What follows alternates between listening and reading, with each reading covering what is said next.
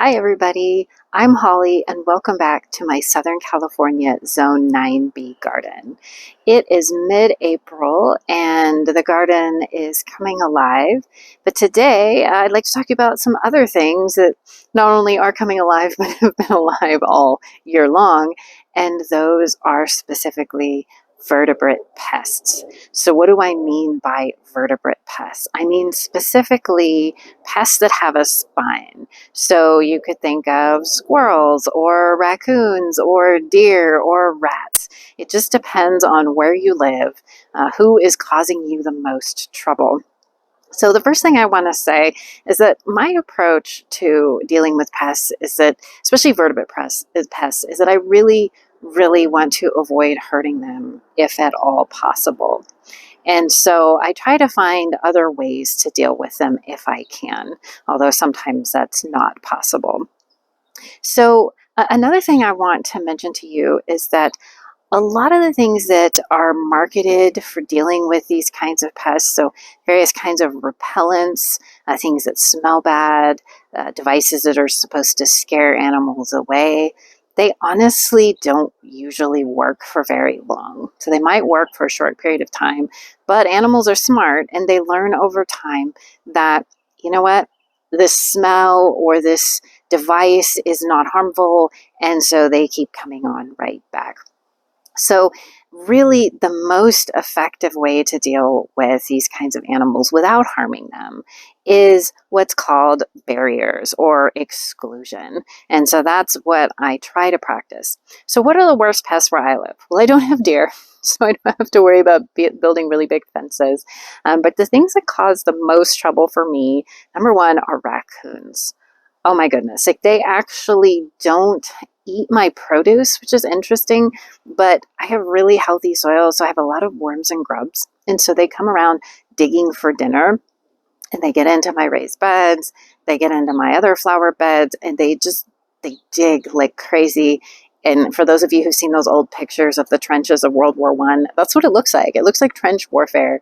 And not only is it dangerous in terms of walking, and they do it almost every night, so I'd have to be out fixing it with a rake every day to deal with it. It's not only dangerous in terms of walking, it's actually unsightly, and I like things to look as nice as possible. But another issue is they will dig around in my vegetable garden, and I've excluded them from raised beds. I'll go and show you how I've done that so far, but they dig up the pathways trying to get grubs under the mulch there.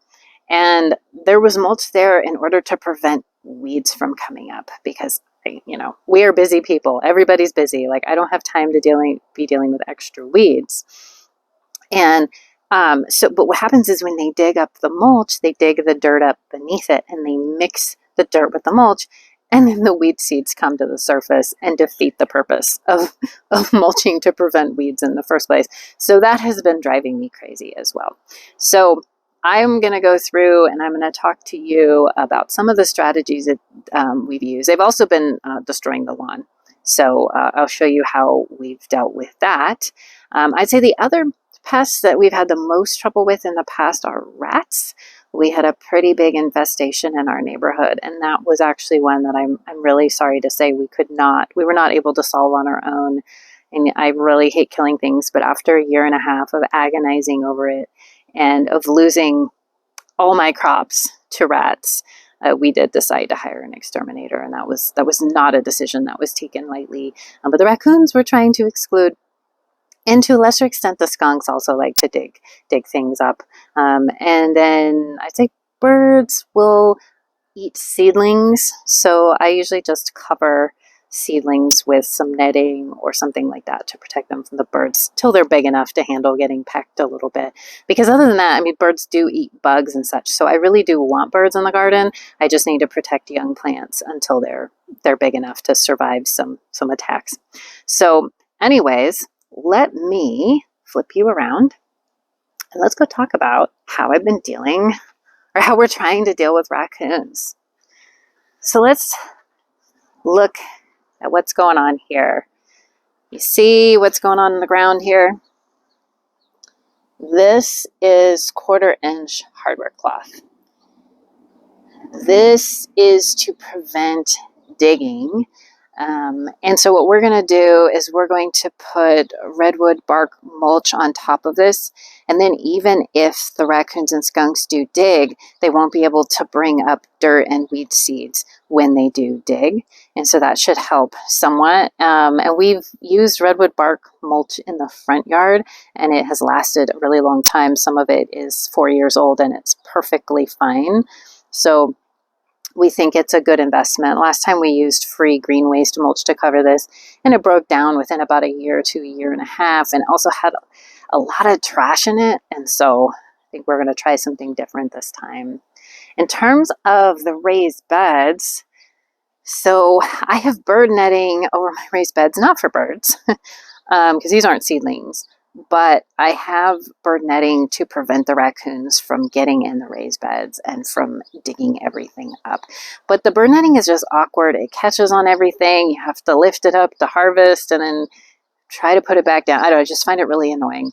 I also tried some cheap garden fencing, but the raccoons learned that they could just pull it out. And so they would pull it out every night. And so I'm not doing that anymore.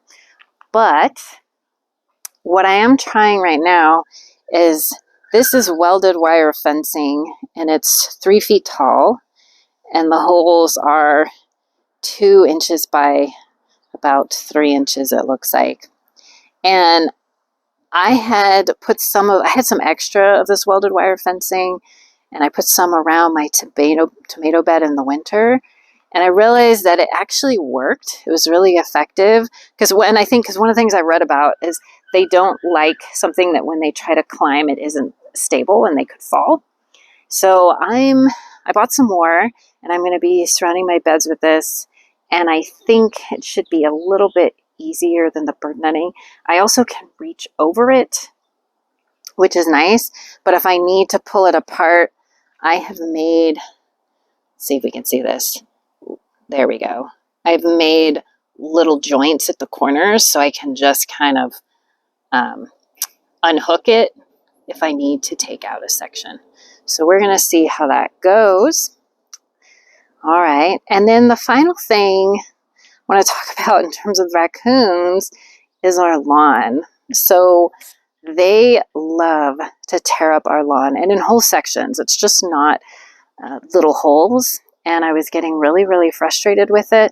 So I looked online, and some people suggested covering your lawn with chain link fence to keep them from digging, but that is kind of expensive and a little bit awkward in terms of being able to walk on it.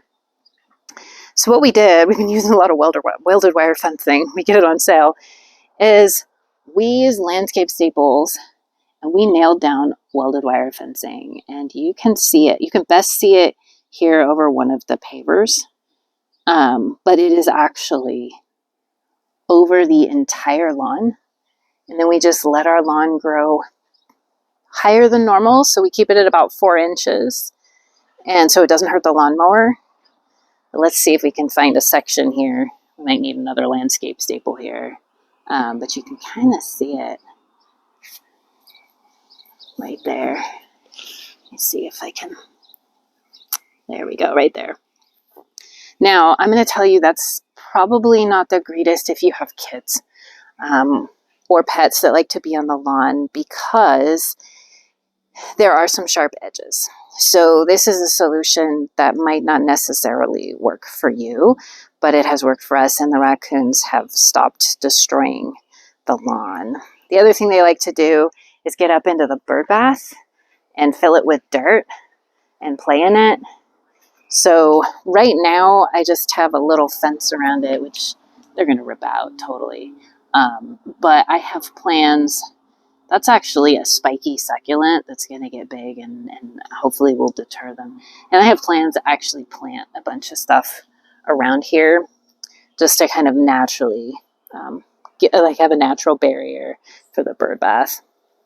So at any rate, that's how I've been dealing with kind of the biggest and most obnoxious pests in my garden.